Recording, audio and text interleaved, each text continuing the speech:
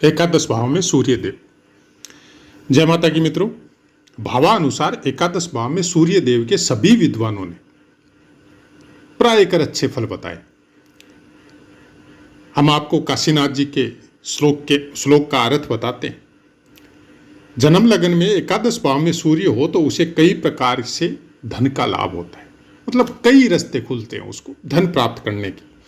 ऐसा मनुष्य सात्विक, प्रकृति प्रधान, मतलब प्रकृति का सम्मान करने वाला, धार्मिक कामों को करने वाला, ज्ञानी और सुंदर होता है। अब हम लोगों की चर्चा है तुला लगन की, और तुला लगन में सूर्य देव खुद लाभ भाव के एकादश स्थान के स्वामी हैं। तो उसमें वृहत होरा पाराशर कहती है कि एकादशेश मतलब लाभ भाव का स्वामी अगर लाभ भाव में ही स्थित हो तो जातक सर्व कार्यों से लाभान्वित तथा विद्या व सुख से सदैव वृद्धि को पाने वाला होता है। अब ये सब फल जो जैसा पुस्तक में उस अध्याय से संबंधित भावानुसार और लग्नानुसार जो फल बताए हैं, हम उसको अक्षरश वैसा का वैसा आपको बता देते, जिससे आपको वो भ्रम नहीं रहे। क्योंकि कुछ कमेंट आए थे तो उन विद्वानों का कहना था कि हमको समझ में नहीं आता है कब पुस्तकों के अनुसार बताते हैं और कब अपनी मर्जी से बताते हैं। ज्योतिष शास्त्र में मर्जी नहीं होती, और अगर कोई भी ज्योतिषी अपनी मर्जी का काम करने लग गया तो फिर वो ज्योतिष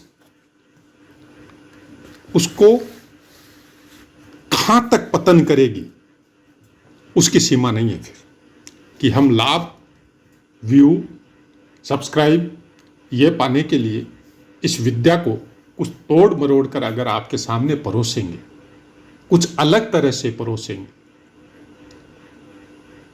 तो हमारा पतन निश्चित है। आपके साथ क्या होगा हमको पता नहीं है।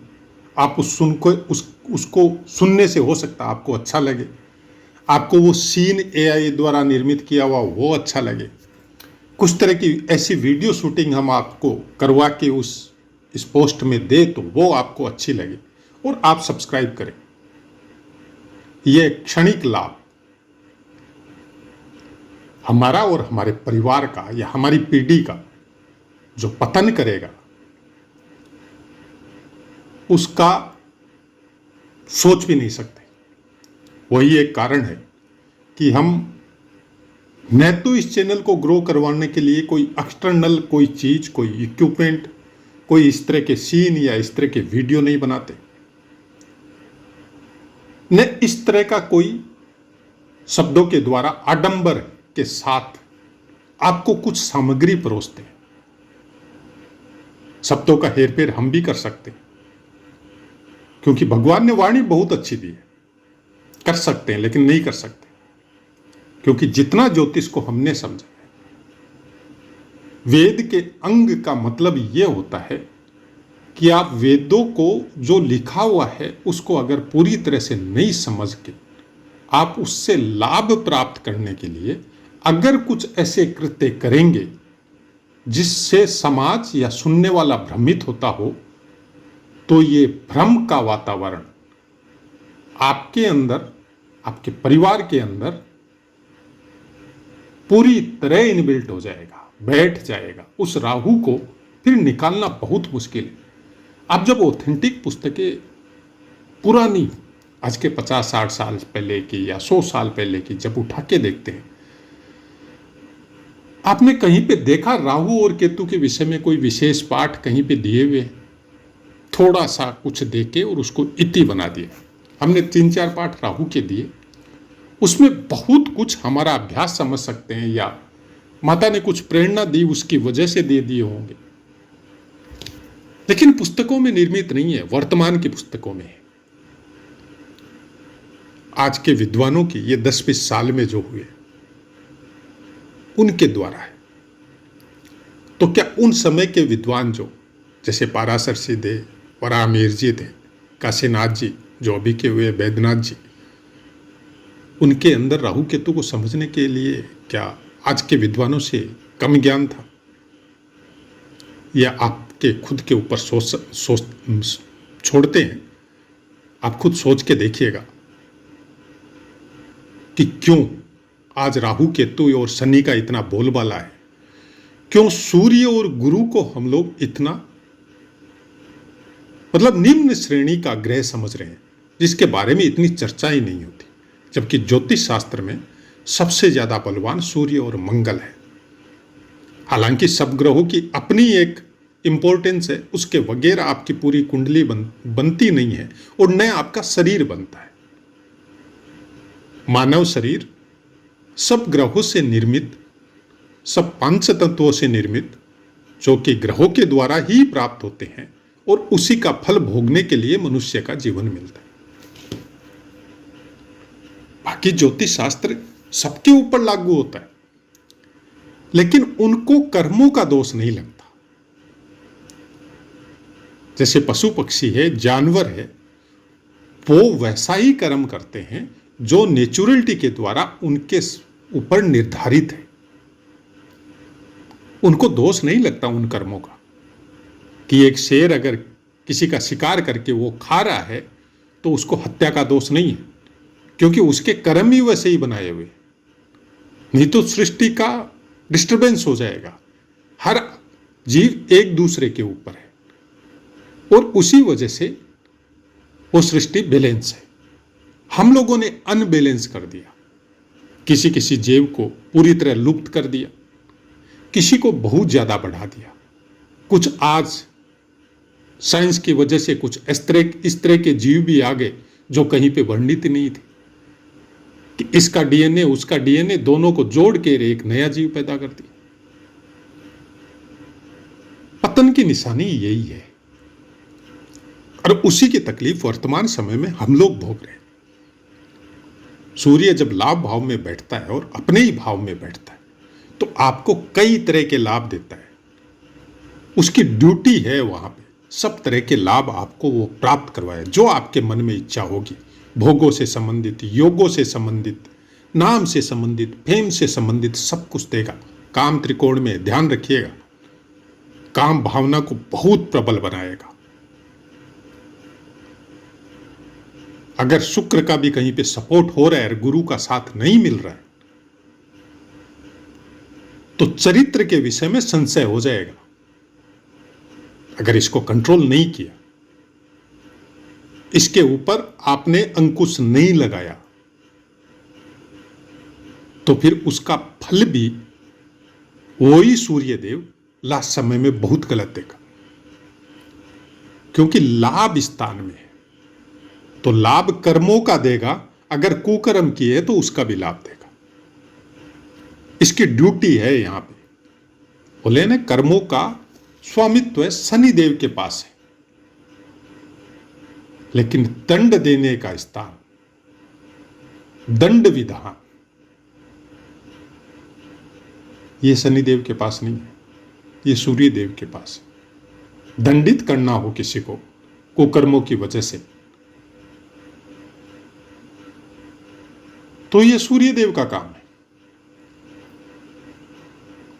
अब सूर्य देव क्या अपनी दृष्टि से या अपनी ओज से या अपनी ऊर्जा से दंडित करते हैं? नहीं,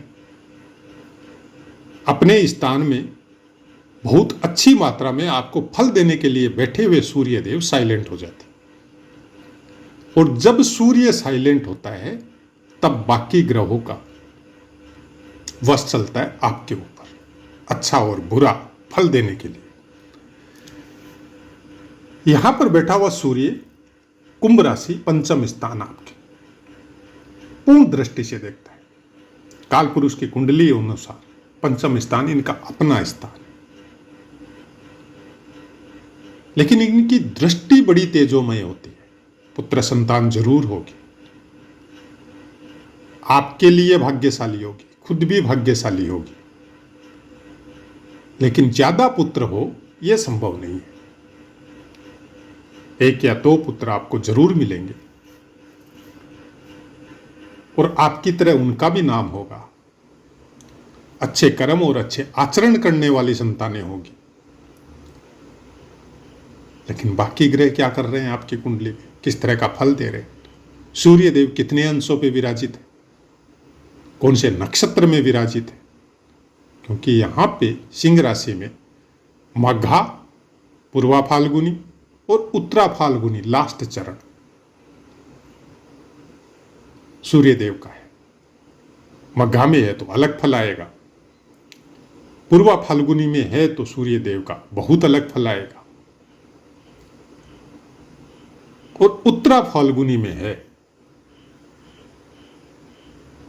तो फिर आप जंगलों की, पहाड़ों की, अपने ज्ञान के लिए, अपनी महत्वाकांक्षाओं की पूर्ति के लिए आप प्रकृति के अधीन होके या प्रकृति के सानिध्य में रह के आप बहुत कुछ प्राप्त करेंगे। कुछ ऐसी सिद्धियां, कुछ ऐसे कार्य जिनको प्राप्त करना ही आपका उद्देश्य बन जाएगा, और एक समय में आप योगी भी हो सकते हैं, सन्यासी भी हो सकते हैं, बहुत बड़े शक्ति के उपासक भी हो सकते हैं। मतलब इतना अलग फल हो जाता है कि काम त्रिकोण में बैठा हुआ सूर्य नक्षत्रों के अनुसार अगर गुरु का भी सपोर्ट मिल जाए तो बहुत बड़ा योगी हो सकता है, बहुत ऊंचे स्थान पे स्थापित हो सकता है, बहुत दूर दूर तक आपकी ख्याति हो सकती है। तो आप सूर्य को इतना साधारण मत समझिए।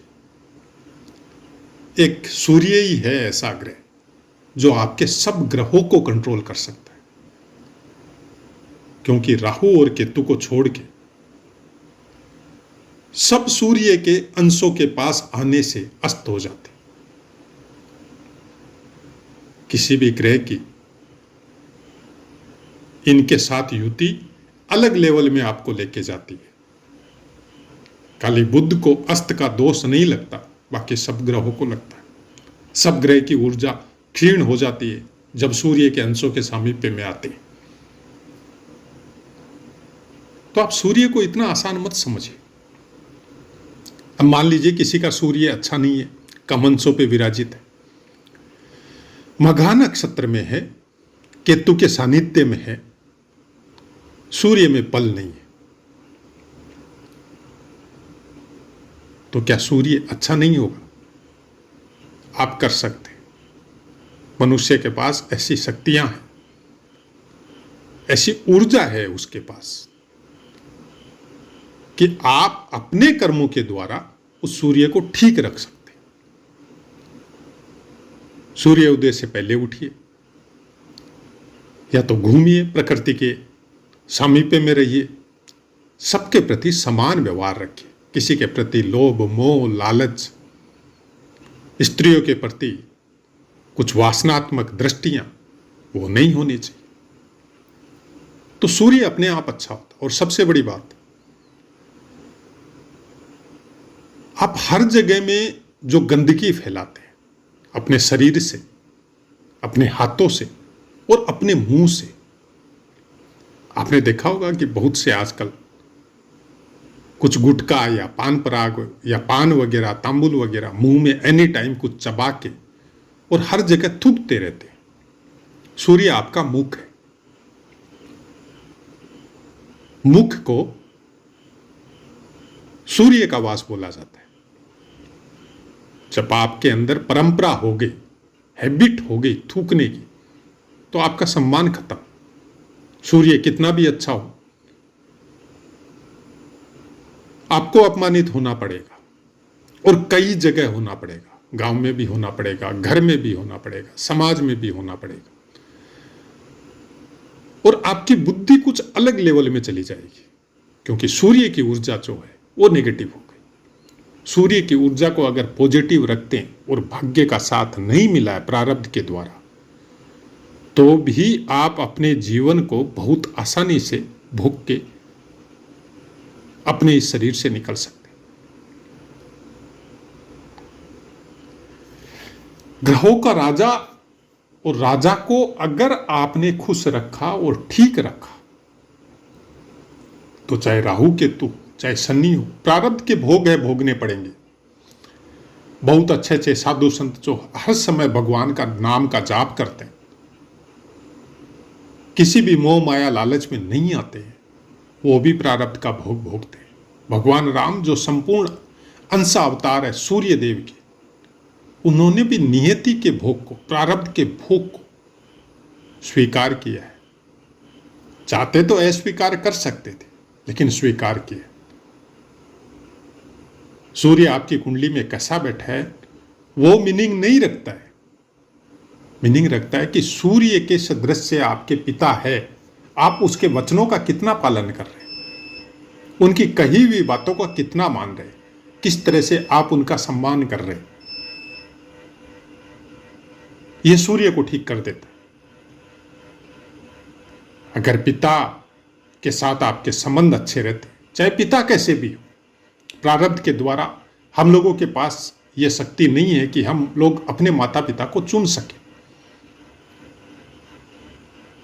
पूर्व जन्म की बात छोड़िए, जो आज बोला जाता है कि केतु से सूर्य, केतु यहाँ पे तो आपने पूर्व जन्म में ये किया था इसलिए केतु यहाँ है, सूर्य यहाँ है तो आपने पूर्व जन्म में ये किया था इसलिए सूर्य यहाँ है। ये सब मन को लुभाने वाली या शांत करने वाली बातें हैं। हम लोग अपने इस जन्म को नहीं जान सक रहे हैं, पूर्व जन्म की बातें करते हैं। क्या बताने वाले को पता है वो पूर्व जन्म में क्या क्या किया था? क्या कोई बता सकता है कल हमारे साथ या आपके साथ क्या होने वाला है? कोई नहीं बता सकता। अगर ऐसा ज्ञान किसी के पास आ जाए, वो सोशल मीडिया में नहीं रहेगा, वो अपने अंतर ज्ञान को इतना बढ़ाएगा कि वो हर समय ईश्वर के समीप रहेगा, एकांत में रहेगा, भगवान का भजन करेगा, नाम कीर्तन करेगा। सूर्य कहीं से भी अगर खराब फल दे रहा है तो राम नाम का उच्चारण कीजिए। भक्त शिरोमणि भगवान हनुमान की पूजा कीजिए। नहीं तो हर समय राम राम राम राम राम राम श्री राम ये सब बोलते रहिए। ऑफिस में है, वर्क में है, रास्ते में है, मन में बोलिए। एकांत में है, थोड़ा जोर से बोलिए, जिससे अंदर में स्थिरता आएगी। पहले मुंह से बोलना, जो अपने को भी सुने, कोई अगल बगल में है तो उनको भी सुन जाए तो कोई टेंशन नहीं है, जहां आप एकांत में। क्योंकि मुंह से बोलने से धीरे धीरे वो नाम आपके मन में बैठेगा जाके। नाम का प्रभाव इतना अच्छा है कि किसी भी भगवान राम या कृष्ण के नाम का जब आप उच्चारण करते हैं तो धीरे धीरे आपको उन सब खराब आदतों से वो नाम अपने आप दूर लेके जाता है। ये प्रत्यक्ष है और आजमाया हुआ है, हमारा ही नहीं, बहुत से साधु संतों का और का आजमाया हुआ है। इसलिए साधु संत हमेशा कलयुग में बोलते हैं कि नाम आधारा, नाम का जाप कीजिए, नाम कीर्तन कीजिए। इसलिए बोलते हैं क्योंकि उन्होंने आजमाया है इस चीज को, तभी उनका साधुत्व जीवित रहा है। मंत्र सिद्धि के द्वारा आप कोई शक्ति प्राप्त कर सकते हैं जो लोगों को भ्रमित करे, या आपको कुछ समय के लिए उसका धन के रूप में या काम और भोग के रूप में आपको कुछ लाभ हो, लेकिन वो पतन भी करती। जब आप उसका दुरुपयोग करते हैं तो आपका पतन भी होता है। वापस वही कई चक्रों में फिर वापस घूम घुमा के कब जाके फिर मनुष्य जीवन मिलेगा पता नहीं। जब तक आप इस ग्रह को समझेंगे नहीं, उसके अनुसार अपने जीवन को ढालेंगे नहीं, अपनी दिनचर्या में ग्रहों को व्यवस्थित करेंगे नहीं, तब तक आपको ज्योतिष से संबंधित कोई भी अच्छे फल शायद ही मिले। हाँ, जो प्रारब्ध के अनुसार आपके भोग हैं उसमें अच्छे भी है, बुरे भी है, वो आपको मिलते रहेंगे। आप चाहे उसके प्रति कुछ अच्छे करो या बुरे करो, लेकिन हम लोगों के पास ये ज्ञान दिया है ईश्वर ने कि हम लोग संभाल सकते हैं उसको, हम लोग उसको मैनेज कर सकते हैं अपने कर्मों के द्वारा। अगर वैसा कर सके तो फिर मनुष्य जीवन सफल है। तो आशा है मित्रों पाठ समझ में आया होगा। अब अपनी वाणी को विराम देते, आपसे आज्ञा लेते। जय माता।